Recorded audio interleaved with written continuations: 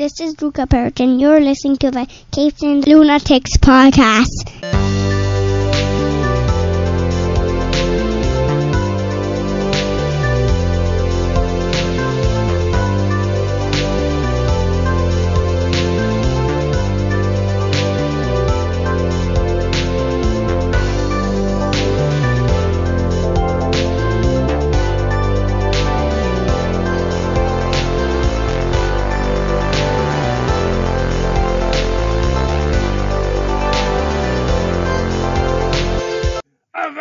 Hearties, and welcome to Full Stream Ahead. I'm your host, Charlie, the Professor Esser, and with me, as always, is me skinny rich friend. It's Mozz. Hey, Mozz, so glad to have you aboard. Welcome once again to Full Stream Ahead, Southgate Media, Capes and Lunatics' own streaming podcast about streaming shows. Tonight's episode, The Boys, Season 1, Episode 5. Good for the Soul. Okay, let's see here now. Our director this week is Stefan Schwartz. Oh, wait, sorry, didn't do our reading. Okay, The Boys head to the Believe Expo to follow a promising lead in their ongoing war against the Soup. There might be a homicidal infant, but you'll have to see for yourself. Our director is Stefan Schwartz, or Schwartz, I'm not sure. Our writing credits this week go to Anne Kofel Sanders gets our written by. Eric Kripke is our developed by.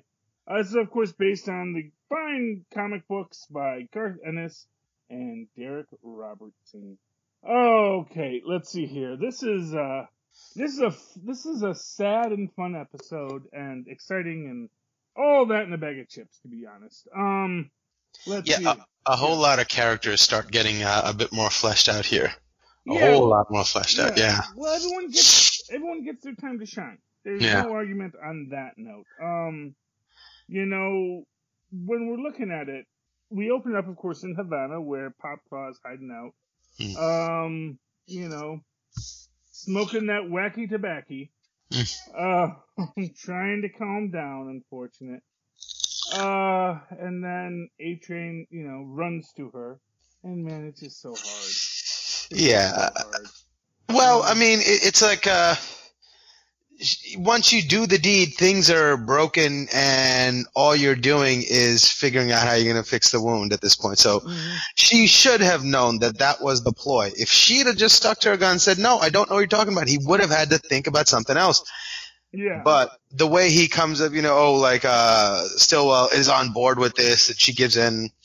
It's you kind of like, I think we saw it coming. I think she honestly saw it coming too. Yeah, I mean, deep down inside, the way the narrative of the universe or life works, it keeps moving forward, and you can pretend to go with it, but deep down inside something else might be going on, And this situation, they both knew it was over. He just wanted her to admit it. Yeah, but at the same time, you hope, You want to, you believe in superheroes, you want to believe in fairy princess stories too, And that it could have been something more. But, the minute, what I'll tell you is the minute he asks, did you tell anyone else? You're right, yeah, she should have known. And then I think she should have known from when he said, Stillwell says we're okay now. I was like, come on, how do you buy that? Because it's what he's been saying he was going to do for a while. Yeah, but I mean, it's like when your dad says he's going to take you to the circus, and then one day he says, okay, today we really are going to the circus. You don't doubt him just because he's lied every other time. Yeah, but especially if you accidentally crashed his car the day before, and he's mad at you. Yeah. And then he comes in and says, hey, son, we're going to go hunting. Yeah, well, I don't know. I hope your father's not a homicidal. No, no. Yeah, I think I went overboard on that one. Yeah, but. I was doing like the little kid wanting to go to the circus. I don't know why my brain went there, but you know. You're a little more It's because yeah. Well, either way. Watching too much of the boys, obviously. Well, yeah, indeed. You got to mix it up with some Teen Titans Go. That's what it's called, things in moderation. Anyway, so back on subject. So he flashes as soon as she admits it, and she wakes up with I think it's 8 needles in her arm. Yeah, well, she doesn't wake up. She just has 8 needles in her arm. Oh yeah.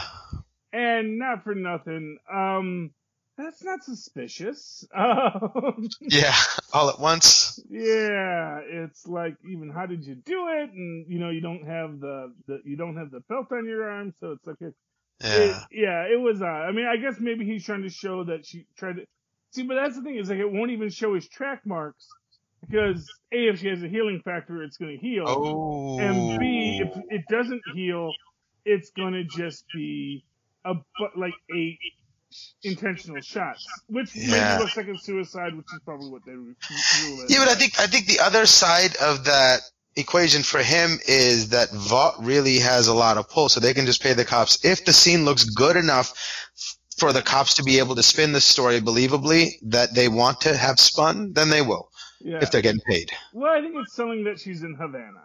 That's also true. Yeah. Yeah, that's the crux of that. But the deed is done, and he has to go report. Yeah, he goes to Homelander to tell him. Yeah. You know what I liked about this scene? Mm-hmm. The little routine that Homelander has of dealing with his cape before he sits down. Oh, yeah. And he does that repeatedly. Yes. Yeah, it's like a movement he's learned over the years. I thought that was a cool little touch. I thought that was really nice. He don't want to sit on the flag, Yeah, that's true. You see, he wanted the flag, but now he's got to be super careful when he sits on it, That's the moral of that story, Yeah. Yeah, but what I like about that is also Homelander calls him out about being hopped up on the V. Yeah. That he's like, no, dude, you're already super. You don't need to keep doing that. Yeah. And, of course, that's easy to say when you are Homelander, Yeah.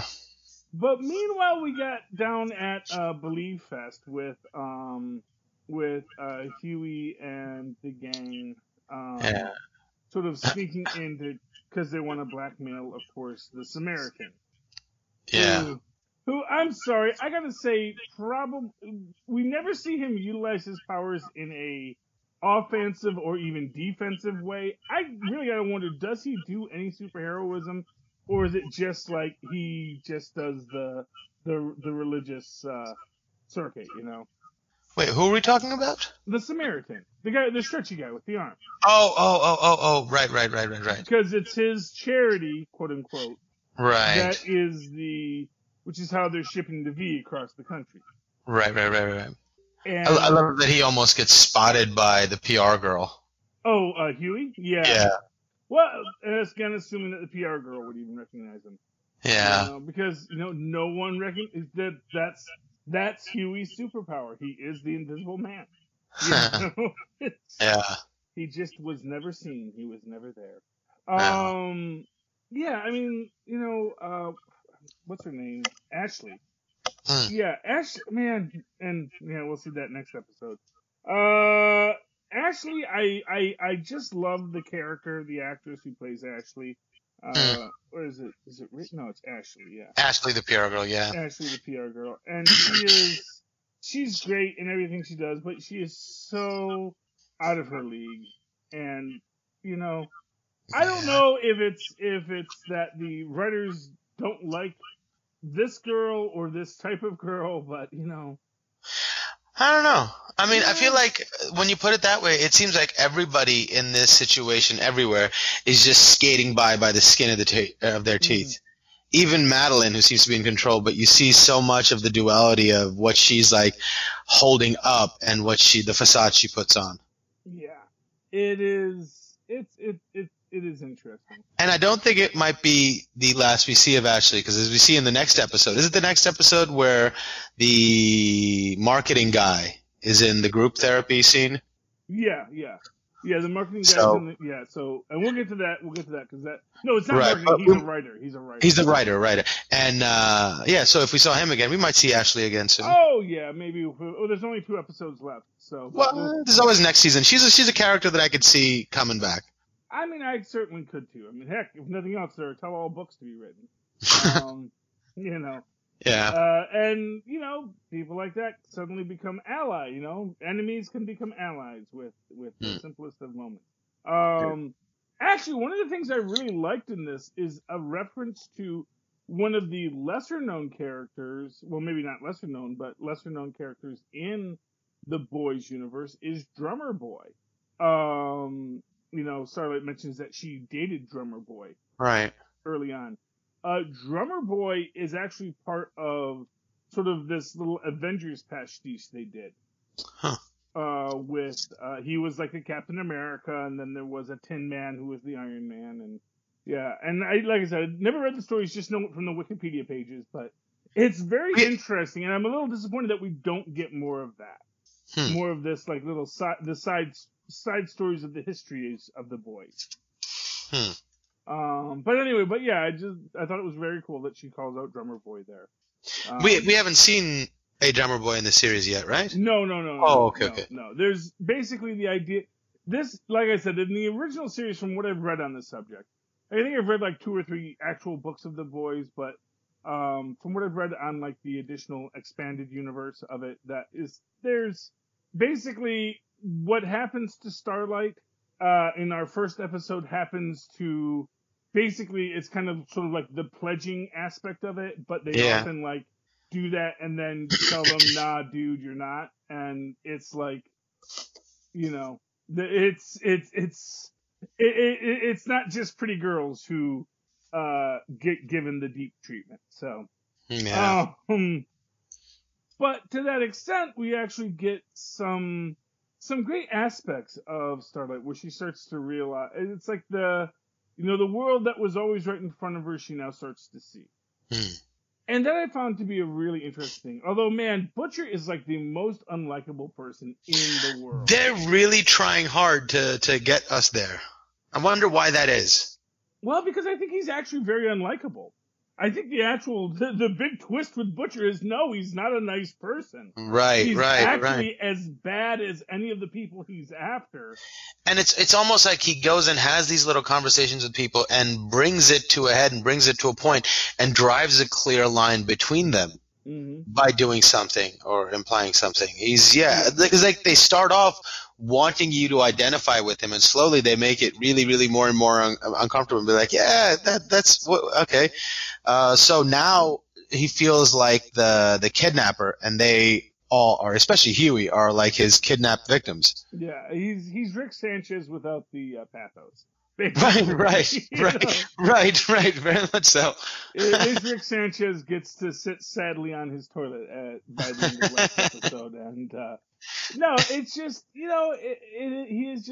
is belligerent, and you can make any kind of arguments you want about how he has a right to his belligerence, but actually, I don't think he does. I think that. Yeah, you can get hurt a lot in life, but that doesn't give you the right to hurt other people just because you've been hurt, Right, absolutely. And I do think that's where he's at. And like, we get the little and that's sort of why he insists on his hardline black and white, no gray area policy of soup or no soup, Because if he relents a little bit on that, it sort of doesn't justify his anger any longer. No soup for you. Yeah. Sorry, I had to do it. But yeah, I mean, it is just so.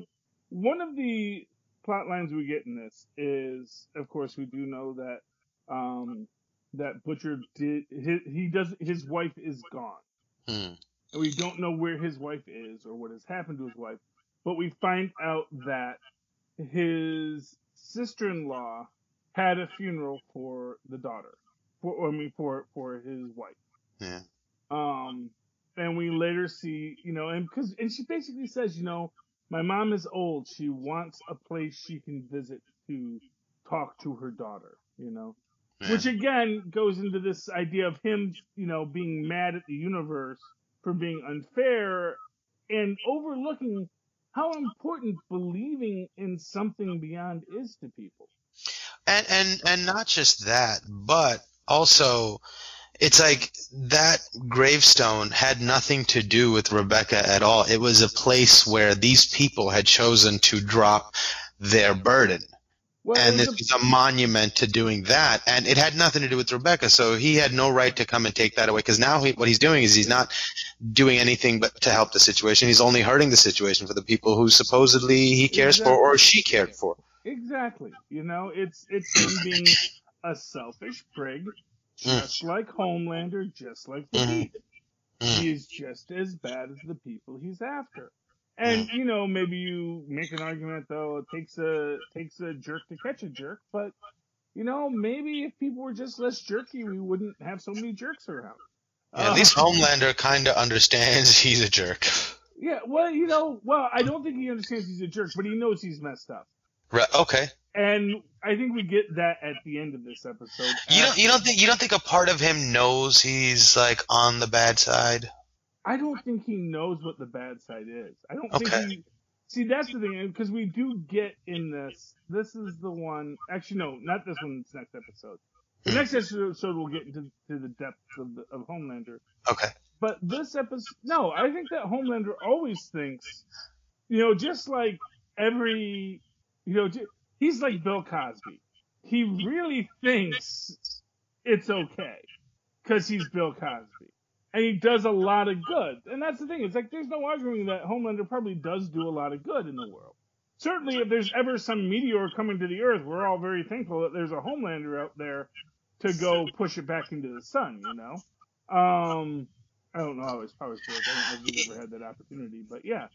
I think, though, someone that's raised in that system, in that culture, that's goal-oriented, purpose-driven, the way he was raised to become that, I think in that society you tend to understand that things are happening and they don't need to be said, and we need to have a facade, but this is what's happening and everybody has to be okay with that.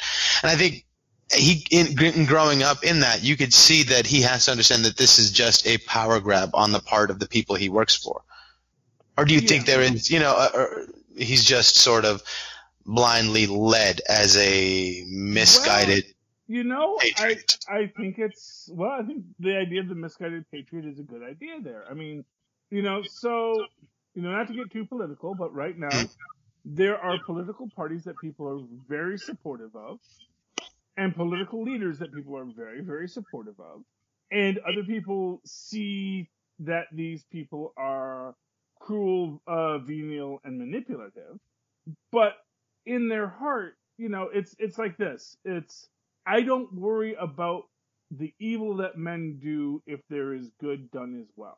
So if you believe that something that one group of people thinks is a virtue is such as certain freedoms, like if you believe in female choice and you believe in owning an AK-47 and you are on a group that believes the exact opposite of that female choice is horrifying and owning an AK-47 is horrifying, then it's very easy to say, well, I don't mind that my person who agrees with my position maybe isn't the best person because he is doing the good of, or she is doing the good of pushing forward the thing that I see as a good or a horror, either to stop the horror or to praise the good.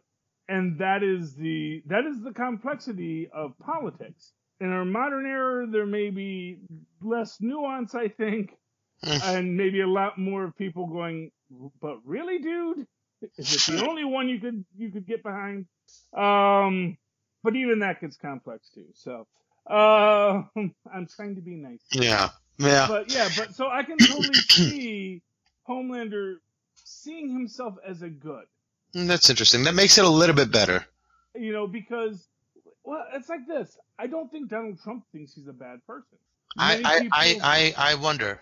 you know what? I think that when you're so, here's the thing: a narcissist never thinks they're a bad person. So once you have drunk your own Kool-Aid about what a good little boy are you, then suddenly you don't worry so much about what everyone else says because you know you're being right because of one of two things. Either you say they'd all do it too if they had the opportunity. I was just lucky enough to have the opportunity, or you say I'm still doing right because I know what's best, and so long as I stick to my guns and do what I think is right, that's what's right for everyone. You know, there's only two ways you go with that, and both of them usually end poorly. To be honest with you, I think in broader terms, I think what's also important to look at is the intentions of Vought. Mm-hmm. Because that is his family. That's, how. Yeah. So. Yeah, and like Vaught's intentions have to be his intentions, and what are Vaught's intentions? Are they, even 50% good? Yeah. I don't want to get too much into that because that's stuff we'll talk about next episode. Right. Because next episode is the reality TV episode. Gotcha. But this episode is and we're kind of bearing the lead here, is Frenchie gets burned. Got some burn notice. Because he's the one guy that was on camera. Because as it turns out, in a callback to the first episode, funnily enough, A-Train had a nanny cam to record their sex stuff. Which is, this is going back to the start of the episode where he takes out the little thing and he puts it in to watch it, reliving the good times with his, with Popclaw. And then all of a sudden it gets to the next time it became active, which is weird that it only records when she's having sex. That's very, I don't know what kind of AI you got in that nanny cam, but that's like, I think you got a pervy AI in your nanny cam. That's all I'm going to say there. I like a world where you can buy a pervy AI. Yeah, it's like, as soon as it realizes, I recognize intercourse, now I will begin recording. That's a drop for you, Phil.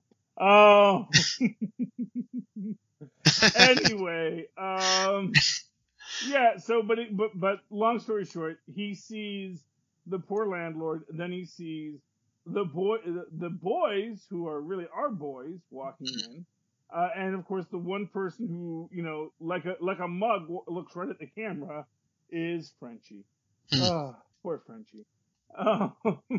You almost feel bad for him because it's like, somehow you're a super capable, like, assassin gun dealer, ne'er-do-well, and yet you also seem to just sort of totally, Cosmo Kramer your way through life. Just sort of stumble right into it. Both good and bad. He is that, feather in the wind kind of a person. He'll just end up where he ends up. He does end up where he ends up. But, so he's been burned, and of course, and I love when they just have like all of his IDs. It's like, he's got like 18 different things. It's like all of him, and it's just like the same face. I think it's like always the same picture of his face too, but just now he's got hair, now he doesn't have hair, now he's a blonde, now he's a brunette. It's cute. But and then his original girl, the girl from the first episode, man, I miss her. We love the female, but the girl was cool too. And she calls him to basically let him know, they're under me, they're under you, and now they have to hide him, and so but he has to hide. So he has to go underground, go to ground with the female, and they leave him alone, which not their best idea. And he's trying to figure out actually, because he's actually calling them because they actually are already alone, and he has to figure out what to do. Right. And because he realizes that they're coming for him, and Butcher tells him to leave her. Yeah, Butcher tells him to leave her. Yeah. And again, Butcher, because he does not want to accept the idea that a soup can be anything other than a soup. Right. You know, and he assumed, although to that extent, he actually softens a bit when he sees the baby suit. Yeah. And that is, I mean, I'll tell you what, man, Baby Yoda, you can say what you will. I think Baby Laser Eyes is, he could have had a run if this was a more family friendly show. Yeah.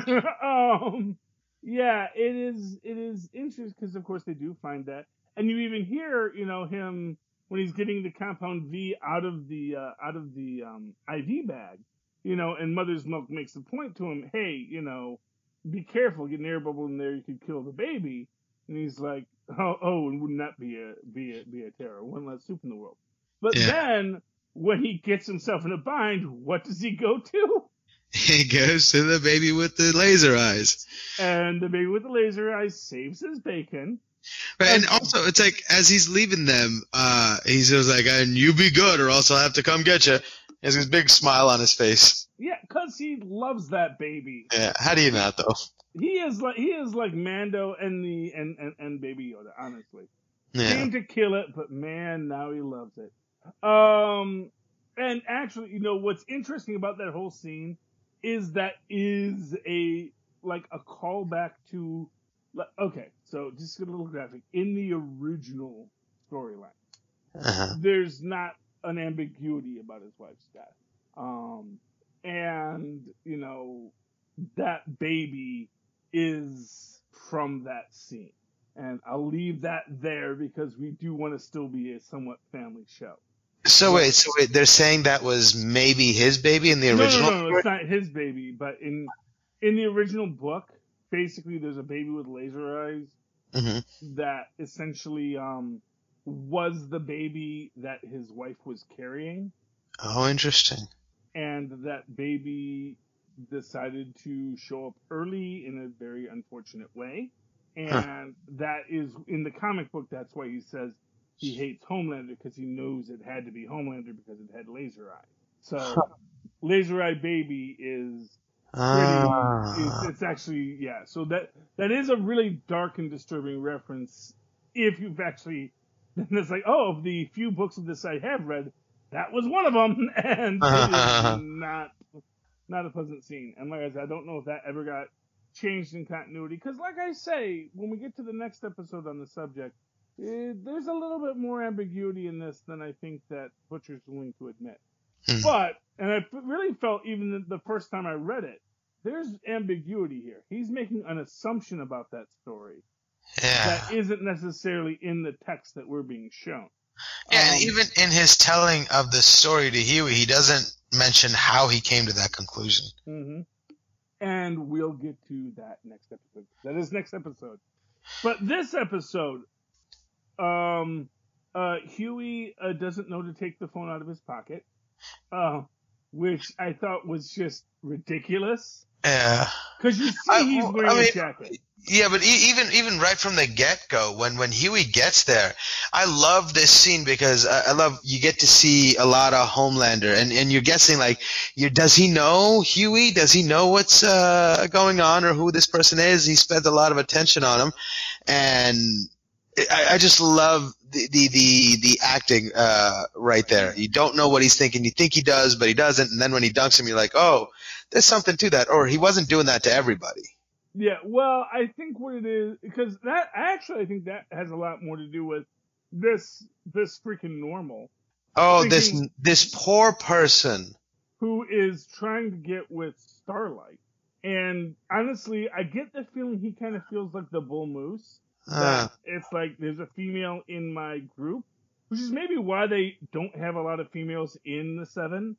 It's like maybe even less than it being an issue with the Deep. It's like, you know what? That guy has jealousy issues that are untamable. So, because he makes this point, it's like, wow, that's a lot for her to do for a guy she's known 2 weeks. Yeah. You know, got you a Diamond Club pass. Which, honestly, and the again, like I say, the lousiness of the whole thing was awful. You know, making him do that, making him ask her for that. Yeah. And I'm glad that they actually get a resolution at the end, but it bugged me that he had the phone in his pocket when he gets baptized. Yeah. You see he was wearing a jacket. you see he took the jacket off. And then he comes out of it, and he's still got it in his pocket. It's like, dude, it's a phone. My phone is super resilient. I like to buy LGs and Samsungs, which are like really, hard butt phones generally.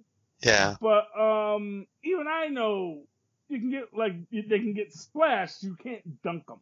You don't dunk your phone. And not for the period of time he was held under for. Yeah. And to be fair, he, it gives him the chance to improv and to go beyond just being that he was, the Samaritan was in a man, which just suggests that he was the one who did. And hey, just as a point of order, he made a big assumption. He made a big bet that he sleeps with so many men that he would not remember his face. Well, no, not just that I think was a foregone conclusion. That he assumed that the Samaritan was a pitcher. Oh, I didn't even. Wow, interesting. See, it's not the 1940s where you're hood of justice and you have to be the pitcher. I didn't even see that gamble. That's interesting. That's so interesting. Well, I'm always keyed into these things. But it apparently paid off because, and probably like a lot of people, he's just, sometimes he pitches, sometimes he catches, sometimes he does a whole different thing, whatever the mood is. Cause it's, hey, whatever's happiest. And,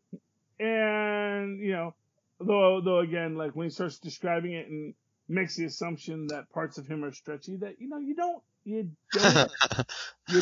have a guarantee of, but I guess he figures he played the odds, played the odds that the soup was going to be a pitcher and that he was going to be stretchy all over. So, seemed like decent bets. Probably, and hey, if this had been a different world, maybe he could have gotten a job at Second City. But as it stands, he does apparently talk the guy into just basically ratting out all of Vought, which actually kind of shows an inherent flaw in Vaught's strategy. Because you have these people with superpowers who maybe at the end of the day have no real loyalty, except for the gravy train that they're on. And if they don't immediately see the association between their gravy train and Vaught's gravy train, then yeah, they're more than happy to derail it because, they'll derail it, it's not hard to, and not for nothing, he didn't even have like the image, so it's like, it's even a guess that he has the image, but I guess it helps the story that they got it and they found out, that's how they get to the hospital, yada, yada, yada, yada. But we get a nice scene with Milk and Huey again. I love how their conversations, he always leaves them with like a little jewel at the end. I love this one where he goes, yeah, you're like the Rain Man of effing people over. And he goes, ha, no, that's not a compliment. Yeah, well, that's so great. Yeah, I mean, yeah, it isn't a compliment. But I gotta say, just as a whole, the episode was really solid, really strong. Yeah. I liked it. Sorry, go ahead. I was gonna say I like that Huey and Starlight actually do reconcile at the end, and that Huey comes clean to her. Well, yeah, but it's like, but did he? Because it doesn't seem like that she knows anything going forward. But I thought, this is going to be this big moment. It's like the two families coming together, and finding a way through one union to come together. I don't know, but I'll put it this way: he was as honest with her as he felt he could be. Yeah. And to be fair, he makes it clear that he was in trouble, that he exploited her for a reason, and I think really kind of almost says, yeah, we were blackmailing the Samaritan. Now, it doesn't go into doesn't go into any of that stuff, but the real admission was that I betrayed you. Yeah. But I actually am falling for you, and nothing makes sense, but I just want you to know I do care about you. And that is, I don't want to say it's good that she accepts that, because honestly, that someone admits that I was a horrible person, now forgive me. isn't really a good argument. But it's also in that I see you. Mm-hmm. And I see what you were saying, and I see who you are and who you want to be. And I see that. And after, being surrounded everywhere at every turn by people who want you to be something else and don't really see you or want to see you. And there's someone saying, I heard what you said and it made sense to me. I get what you're saying. I see your worldview and I get it. I see you. And that's powerful too. So she's like, oh, what else am I doing? And that was nice. So, I think that was her thinking. I think that's a fair cop of it. Yeah, but then again, and let's just talk about the final. And it might not have been the final, because there's actually two more moments in this I really want to talk about. One is right. Was it Bête Noire and the female?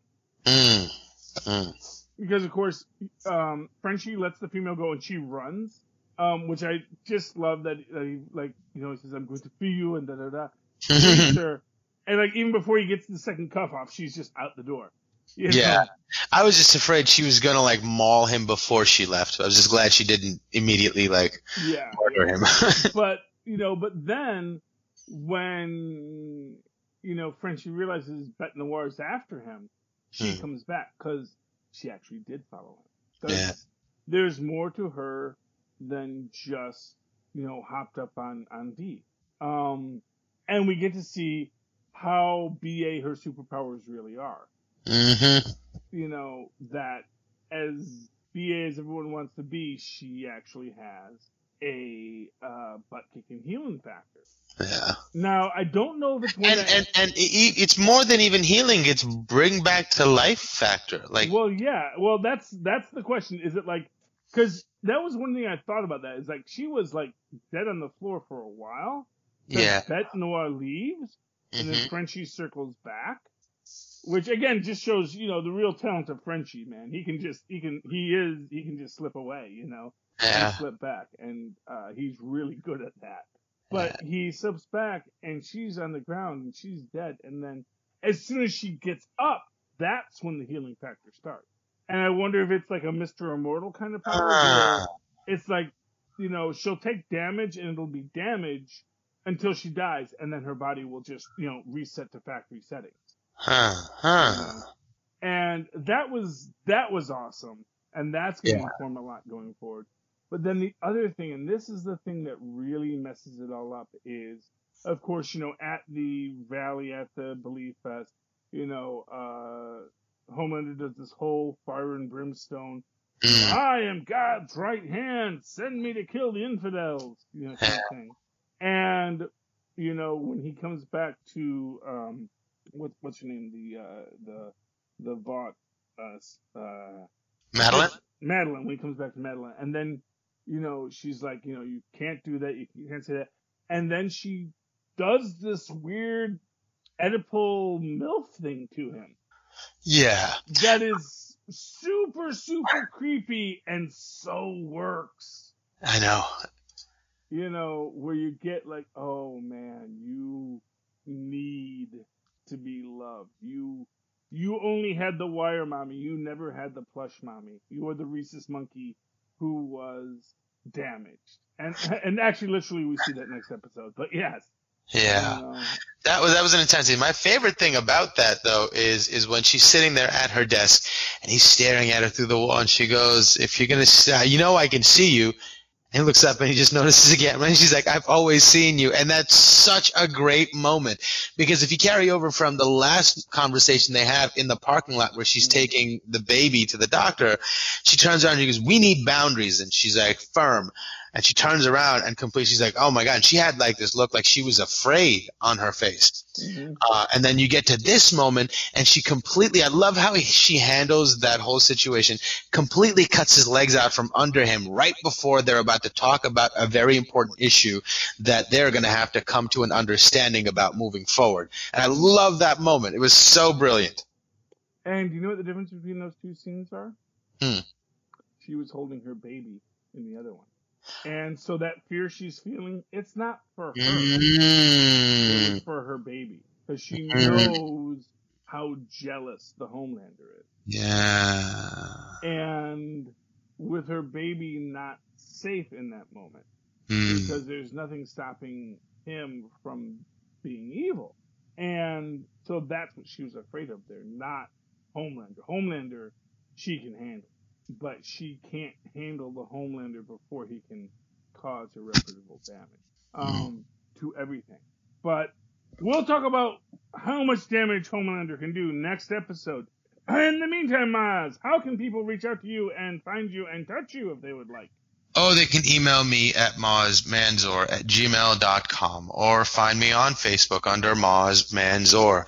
That's MozzManzor. And, of course, you can always write to me in that old-fashioned email way the way Mozz and Paz once said at superconnectivityblog@gmail.com.